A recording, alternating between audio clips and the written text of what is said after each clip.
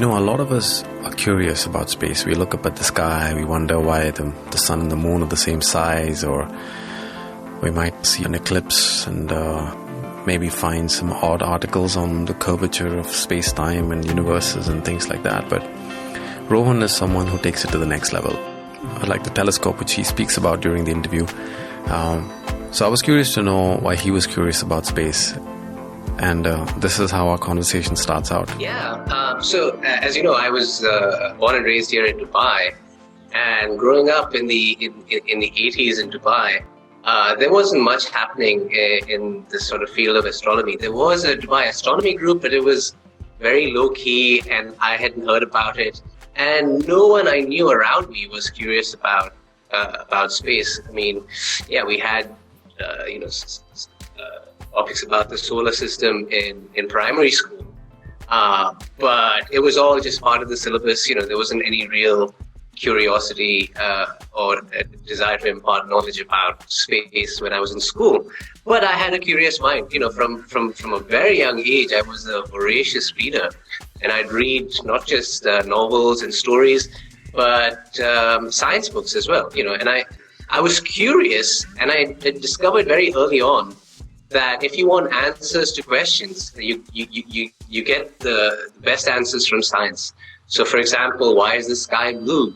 How far is the moon? What causes rainbows? You can ask these questions and you get the right answers from science. So I can remember even when I was in the 6th grade, I was telling my friends about black holes and about the size of the universe and so on.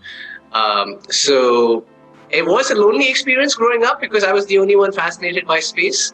But I grew up, and then, at some point in my early 30s, I said to myself, hey, I can afford to buy a telescope. What's stopping me?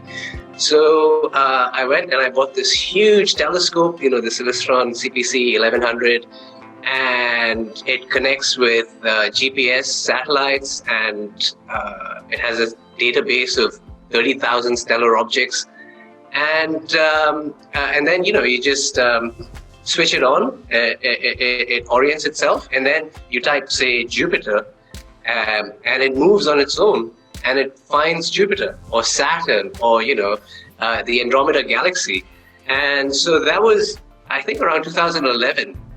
And since then, we've done numerous stargazing events and taken thousands and thousands of people out to the desert and given them the gift of space, and a lot of people haven't ever peered through a telescope. So it's a pretty special experience for many of them to see the red spot of Jupiter, the rings of Saturn, the polar ice caps on Mars.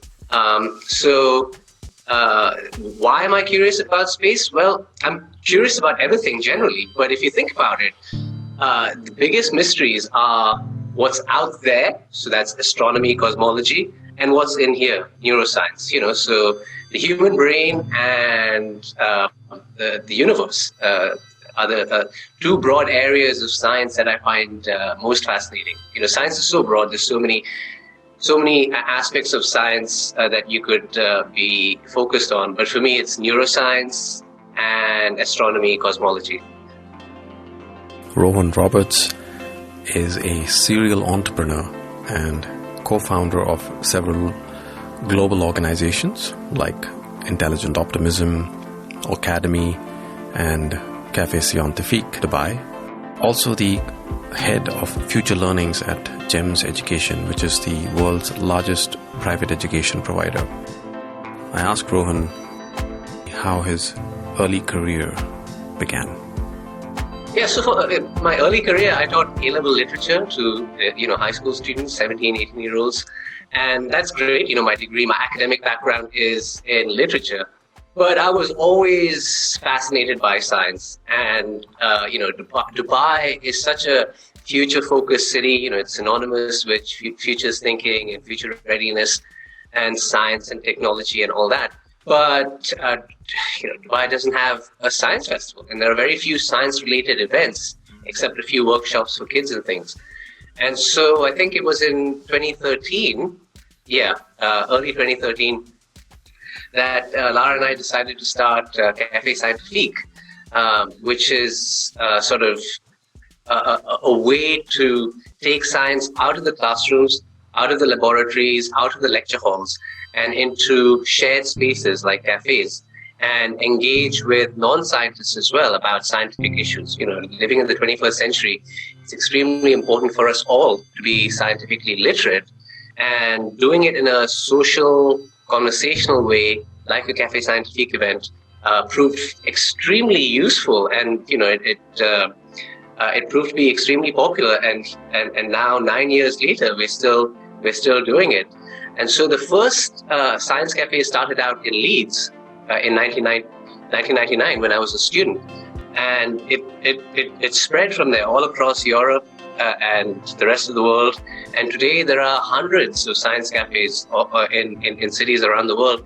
Cafe Scientifique Dubai was the first of its kind in the Middle East, and we've had so many friendships develop out of those science cafes.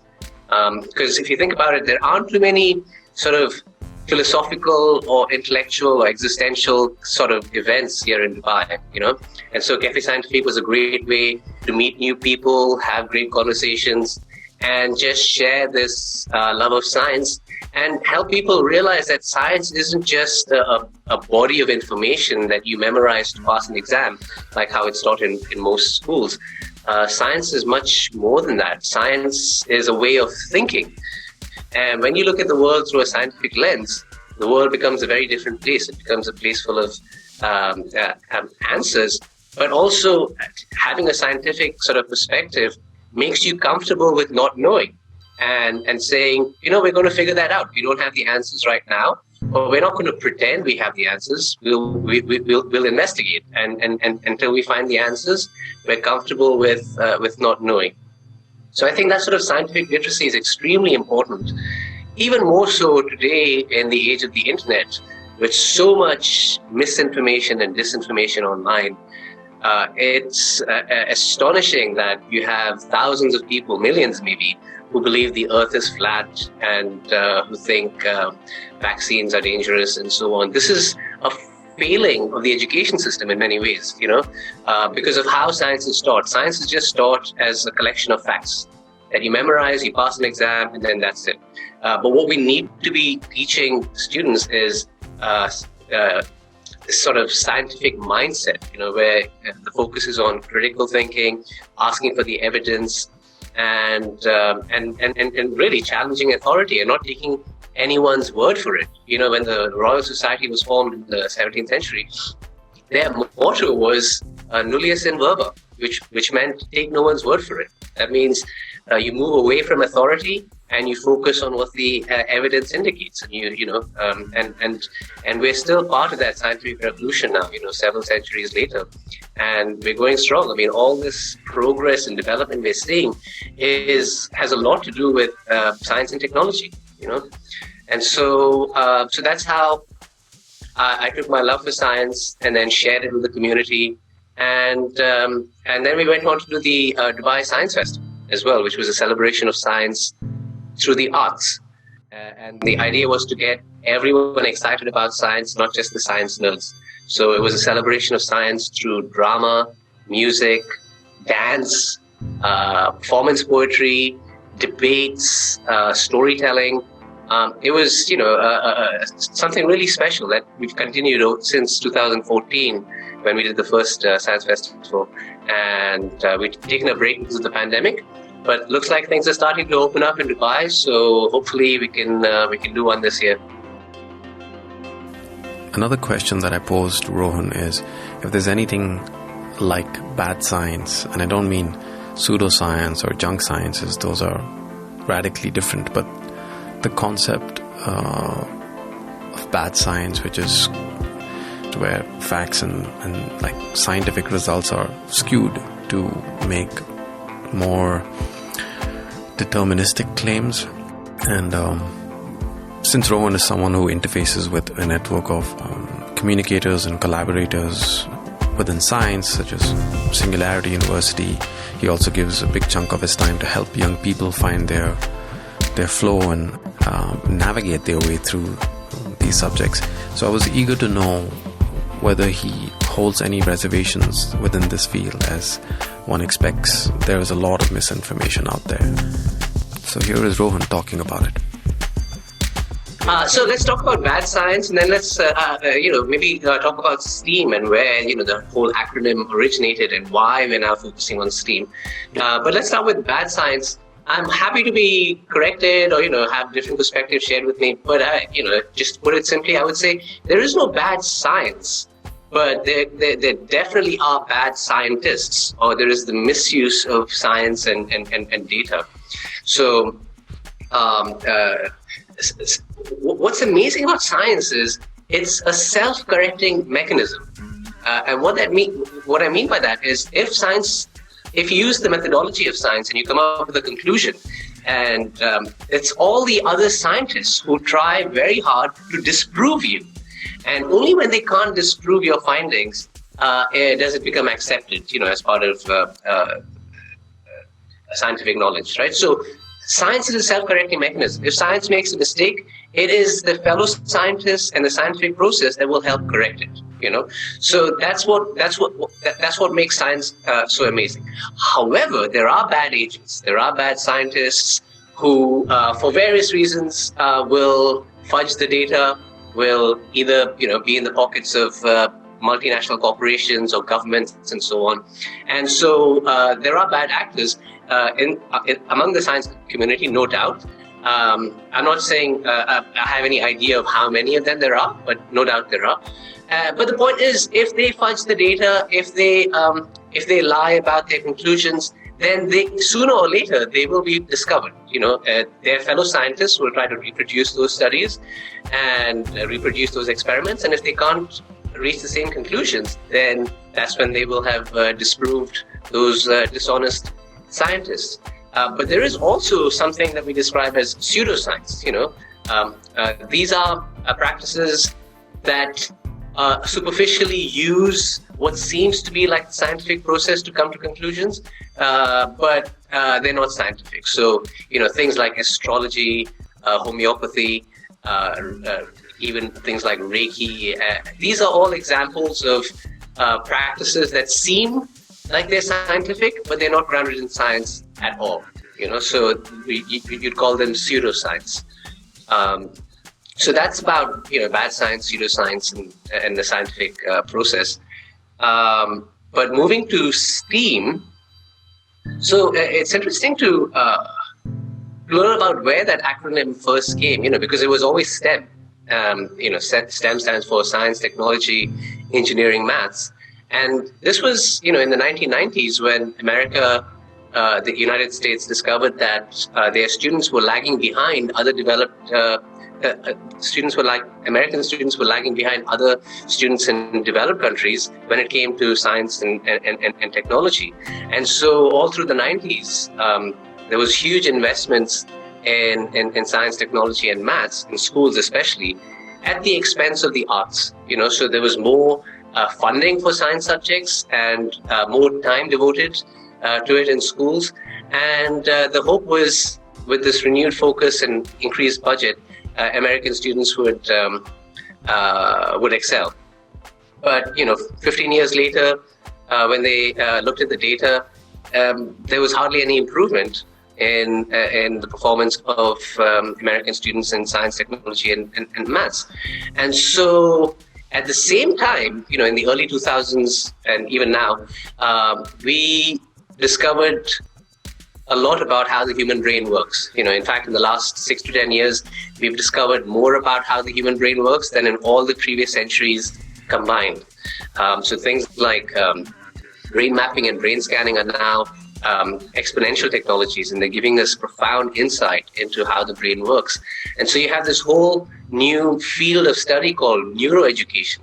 And neuroeducation sits at the center of neuroscience, psychology, and pedagogy, And so everything we're learning from neuroscience is telling us that if we want to develop creative, innovative students, we've got to use strategies from the arts in teaching science and maths.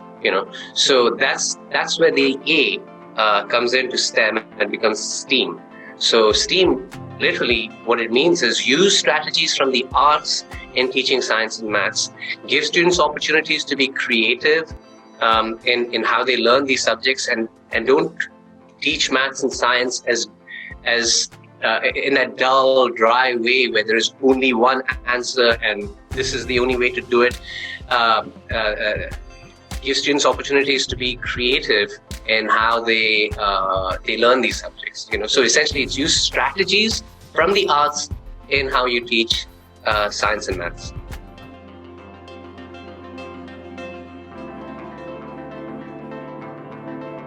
So I asked Rohan what he thinks about it personally, because I'm a bit apprehensive, I would say, and I get too pedantic about the works of people like Steven Pinker when they paint this very happy brush for humanity, typically when they use things like GDP as a yardstick to measure how well we are doing. And I think there's a bit of cherry picking on data that kind of makes the recent decades look better. Undoubtedly, there are metrics where science has improved our living standards. For example, better treatment of prisoners, which he brings up as a very valid point. Yeah, so this is us putting on our critical thinking hats for a little while and trying to hash it out. Yeah, no, and the short answer is there's a lot of misconception and misapprehension about what STEAM is. A lot of schools, lots of teachers will, throw a few robotics kits and say, oh yeah, this is STEAM. So I know from first-hand experience there is a lot of misconception about STEAM, and so that's where we need to help and support our teachers with the right kind of training. And often you don't see the teachers getting training specifically on STEAM, and also to teach STEAM, you got to be creative yourself as well, and it's not just about teaching the syllabus or memorizing facts and things. So the onus is also on the teacher to develop a sense of creativity, think outside the box. And some teachers do it, but a lot of teachers are just so inundated with administrative work and just marking and just the admin side of things that they often don't have the time or the energy to focus on the right kind of training and revisit their pedagogy and revise their curriculum and things. So I sympathize and empathize with these teachers as well. I mean, if you want teachers to do things, we've got to embed time, allocate resources, allocate a budget, and then we'll start to see some change. But it's not going to happen on its own. Mm. But I generally agree. Yeah, STEAM isn't being sort of delivered or taught in the classroom in the way it should be. Absolutely, I agree. Yeah. So we've talked about bad science and deconstructed what the acronym STEAM is, and then towards the end we touch upon the subject of sustainability a little bit. Rohan has been traveling over the summer and is really excited after his visit to SpaceX. And we kind of talk about how its relandable, reusable aspects are sustainable in some sense, but at the same time we also think that Elon Musk here is losing a bit of his shine within his empire. Yeah, this is us having a conversation on that. I had a fascinating summer. This summer I was all over the US, like nearly 20 cities, Seattle, Portland, Whitefish, Missoula, Truckee, Tahoe, Reno, LA, San Francisco. It was a great trip. And I'm reminded of what you said about Pinker and, finding some of the data he uses is a bit suspect or you're curious about it. And so I was hugely influenced by Pinker and his work, especially his book, Better Angels of Our Nature. And back in 2012, I was inspired to start a social movement called Intelligent Optimism. And the idea was to help people realize that contrary to what the mainstream media is telling us, the world is actually getting better, that we're living longer, healthier, wealthier, safer lives than at any point in the history of our species. We've massively increased our access to education, healthcare, communication, goods and services, and so on. And most importantly, we made massive strides forward in the rights revolution. Rights for women, rights for children, animal rights, gay rights, trans rights, civil rights. We treat our criminals better. More countries have abolished death penalty than ever before.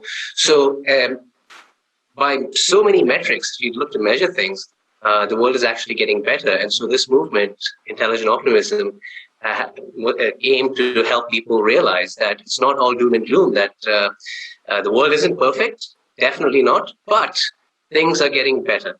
And so a lot of that was influenced by Pinker's book and also Michael Shermer. The book he wrote was the Moral Arc, and it's a quote from Martin Luther King, who said, "The arc of the moral universe is long, but it bends towards justice."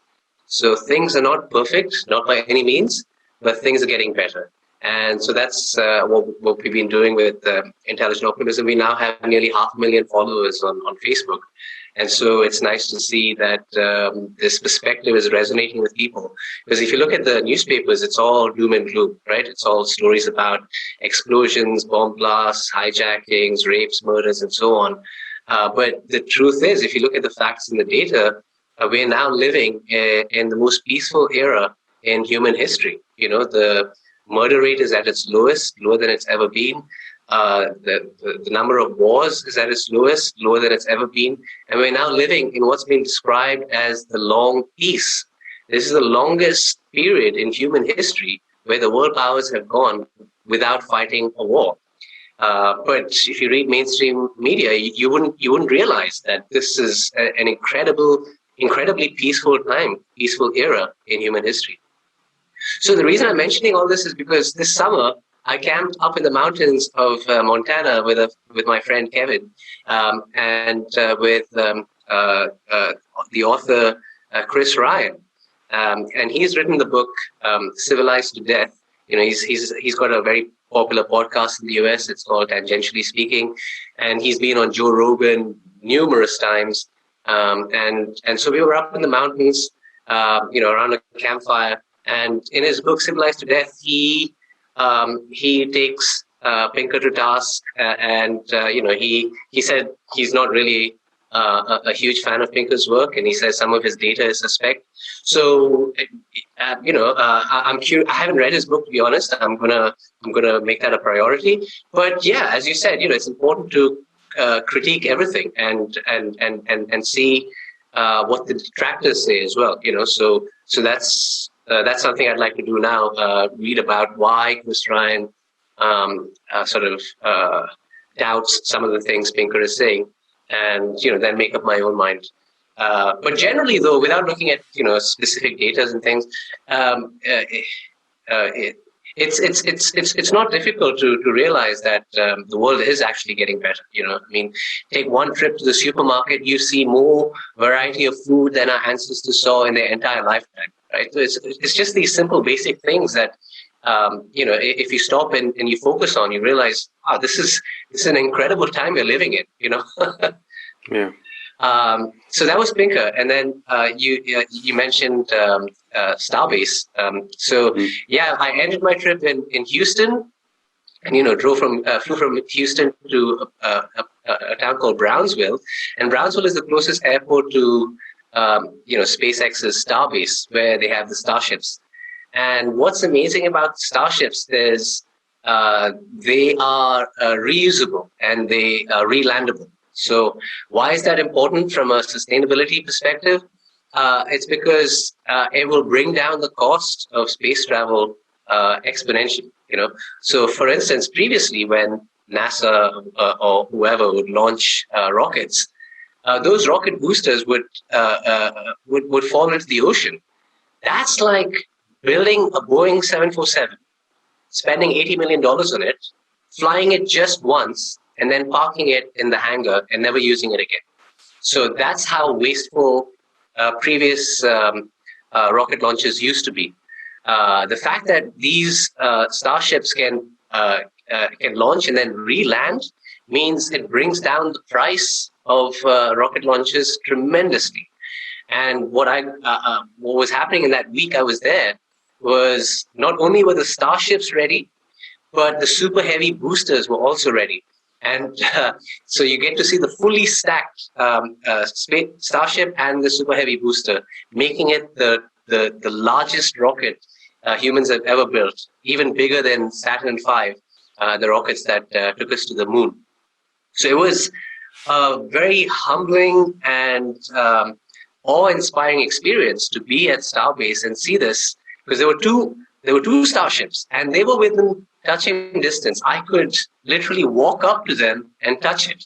I was that close. I didn't, because I thought there may be security implications, but there was nothing between me and the starship, and the thought that one day this little Starbase will be a sprawling spaceport, and we'll be having hundreds and hundreds of flights to space in the future, at some point in the future. That was, it gave me goosebumps to think about it. And I felt so privileged to have visited at this early stage, because, I can imagine 25, 30 years from now, it will be like an airport. In the early days, one plane flight used to cost, it was so expensive. Only the very rich could afford to fly by planes. But today, you go to the airport and you see all these flights to different cities around the world. I imagine in the future, there'll be space flights to the moon, to Mercury, to Mars, to some of the asteroids and so on. So it's nice. It was nice to be there at the early stage at Starbase. I used to be a huge fan of Elon Musk, but of late he's lost a bit of shine. Mainly because I do believe it's important for us to get to Mars. I do believe it's important for us to reduce the price of space exploration and space flights, but not at any cost. It shouldn't be that we have to get to Mars at any cost. And the other thing that puts me off a bit about Elon is it has to be done in his lifetime. He has to be the one to get us there. I see space exploration as a multi-generational endeavor, and I think we should do it the right way so that we don't repeat the mistakes that we've done here on Earth and just go off to another planet and just do it all over again. I strongly suspect that that's what's going to happen. We're going to get to Mars and we're going to just repeat all the mistakes that we've done here on Earth. So I'd like much more thought to be put into what we'll do when we get there, rather than just get there at any cost, which is what Elon Musk seems to want to do. And that's also an ego thing, right? It's like he needs to be the person to do it in his lifetime. Whereas for me, it's like, it doesn't have to be in our lifetime, as long as we're on a trajectory to get there, But I know some of Musk's supporters will say, well, we are right now in a very special period in human history. If Elon Musk doesn't put all his energies into it, there is no guarantee that the future economic situation will ever or necessarily be in such a state that warrants all this investment and infrastructure in space exploration. So I can see that side as well. I can see the urgency, which is why I think it's nice that we have one Elon Musk. I don't think the world needs too many Elon Musks. Especially, I don't think we should venerate Elon and encourage students and young people to be like him, because that kind of work ethic, that kind of work culture is too manic. He himself admits that he's under a lot of stress, and globally, the number of people suffering from depression and anxiety is tremendous. In fact, there are more suicides every year than there are murders. So a lot of it has to do with work stress and the kind of work environment that you see in some of these operations is just it's not sustainable. People are suffering. And a lot of that has to do with the sort of that culture that comes down from the CEO level, Yeah.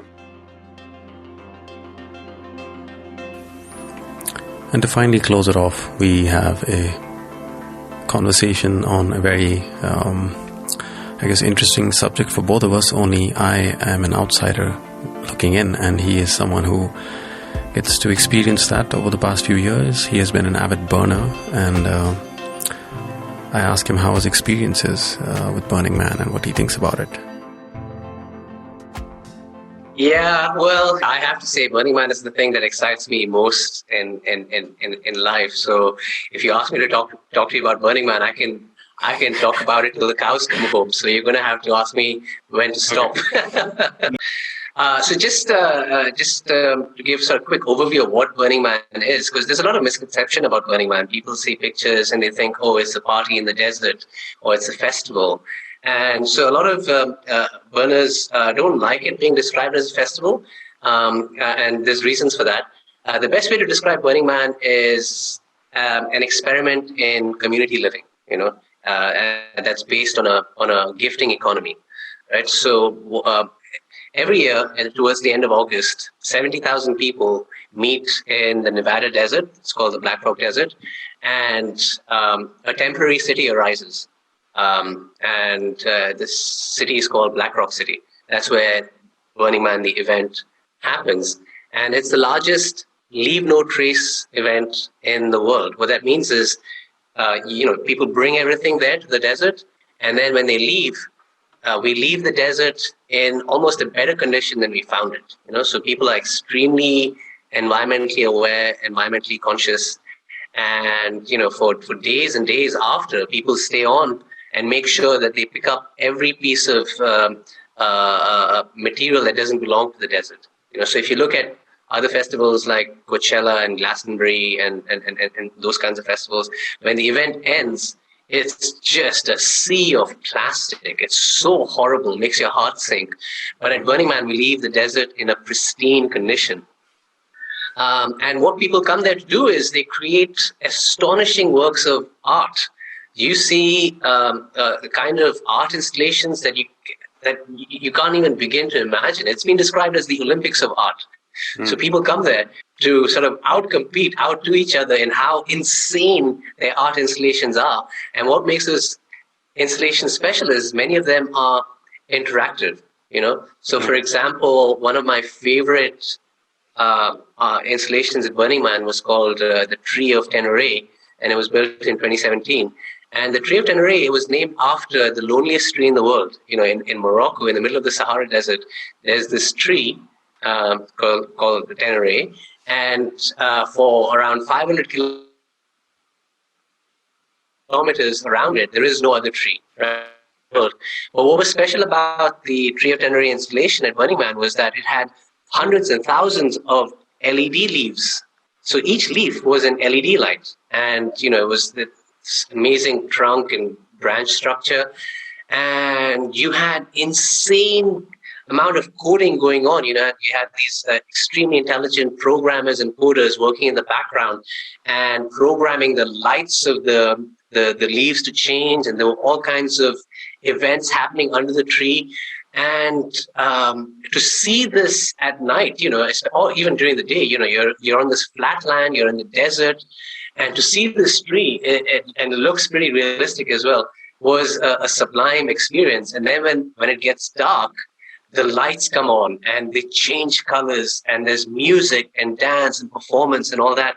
So it's this beautiful example of science, technology, engineering, art, and maths coming together, at an event like Burning Man. And also another installation that I really love is called Illumina. And Illumina essentially is this gigantic light sculpture, huge, maybe 30 stories high or 20 stories high, massive. And when you look at it, it's dark. But then what the participants have to do is they sit around, and there are sensors that measure your heart rate. And when everyone's heart rate is synchronized, the light sculpture comes alive, and it's filled with light and sound and music. And it's just absolutely mesmerizing to see, So again, this is another beautiful example of STEAM. What I do, and Lara as well, we are part of a camp called Black Rock Observatory. And so the installation that we build is this giant observatory, and we have telescopes, and we talk to people about the universe, So that's our gift. And that's what makes Burning Man special. There is no exchange of currency. Like at other festivals, you can buy and sell things. But at Burning Man, except for ice, you can't really buy or sell anything. Everything is free. Everything's part of a gifting economy, and it's not barter. There are some other festivals that where you can barter. At Burning Man, it's just everything is based on gifting, right? And there's no exchange of money, and also there's no advertising. At many festivals that you go to, it's just covered in advertising. At Burning Man, there is zero advertising, no sponsors as such that are branded there. And the reason why it's not a festival is because at a festival, you go to be entertained. So you go to a festival and there's performers there and singers and dancers. At Burning Man, you are the entertainment, right? So that's what makes Burning Man so special. So everyone uses, their skills or talents or their abilities to sort of bring joy and happiness and satisfaction to other people. And there's a huge pranking culture as well. That's what I love about Burning Man. There's so many pranksters there. It's a place of whimsy. It's a Disneyland for adults in many ways. But it's also extremely harsh. The climate there, it's extremely hot, over 40 degrees Celsius, blistering sun, and the humidity is extremely low. In most places, you'd have like a humidity of 50, 60%. That's normal. But at Burning Man, humidity is around 5%. So your body can overheat very quickly. And there are these insane dust storms. And it's not really sand. You look at pictures and you think, oh, this is sand, but it's actually the alkaline residue of a dried lake bed. And it's so sterile that not even bacteria live there, right? So it's a physically very harsh environment. And my friend Kevin, once in the middle of a dust storm, it's extremely hot, we're almost collapsing from heat exhaustion, and there's this dust storm. You can't even see your hand if you stretch it in front of you. And my friend turns to me and he says, people have come to hell and have created heaven. And that just made so much sense, because physically it's hell, but emotionally, psychologically, it's heaven, because you meet the nicest, most generous, creative people on the planet there. My elevator pitch for Burning Man has always been, I've traveled to 75 countries. I would trade all those 75 countries for one experience at Burning Man. That's how amazing it is. There's nothing like it on planet Earth. It's just such a beautiful event. And it's one of the highlights of my life. Really enjoyed the conversation. I hope that you guys enjoyed it too. And thanks for listening.